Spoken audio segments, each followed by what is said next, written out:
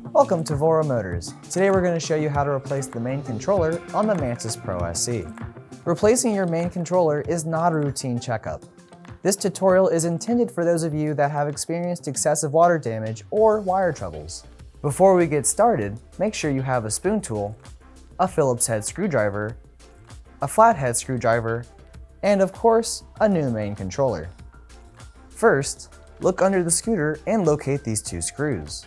Unscrew them and take the front cover off.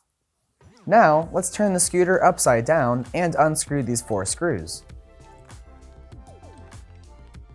If you're having any difficulty removing the screws and are unable to remove them with just a screwdriver, follow the method performed on screen. Once you've taken these screws out, you can turn the scooter upright again. Lift the tape from under the deck mat. Unscrew the screws along the deck.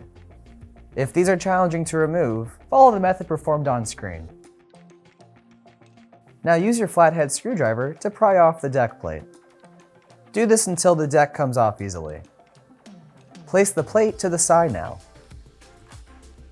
Insert your spoon tool along the end of the battery and carefully lower it until it hits metal. Grip it along the bottom of the battery and lift it up. Place the battery along the scooter's edge. Now let's take a look at the wiring at the front. You're going to locate these 3 pieces here. Unplug them one at a time and then move the battery further away.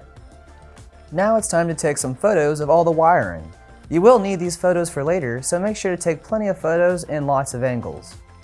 First, let's disconnect the collection of red and black labeled threads. These have bigger cords and will be your motor connections. Start disconnecting the cords one at a time. Make sure that you follow the lines from the controller to the end of the line. We do this to ensure that only the correct cords are disconnected. Now take out the old controller and prepare your new controller. Collect the cords of your new connector in your hand and slide them into the main cavity through this small hole. Hold on to the excess cords with your other hand while you slide in the main controller. Once it's in, let's push these extra cords in to the side. Now, let's go back to our reference photos to ensure that all the cords are connected correctly. First, connect the motor cords, then the remaining cords.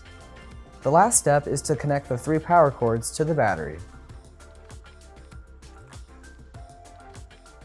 Once we're all connected, we can check that the LCD display turns on and it powers the motors. Once we confirm this, we can put the scooter back together. And if you're interested in learning more about your LCD display and all of its P settings, make sure to click the video linked above. You can consolidate all the cords carefully and push the battery in. Make sure not to pinch any wires though.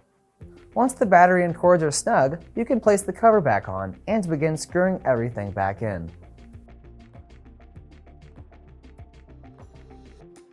Now let's look under the scooter and check to see that the main controller is lined up with the screw holes. If it is not, this means that the connector needs to be pushed further back. Thread the screws back in once lined up. Now, let's slide the front cover back on and screw it in. And with that final screw, this replacement comes to a finish. With the scooter all assembled and with the new controller, you're ready to take on the road.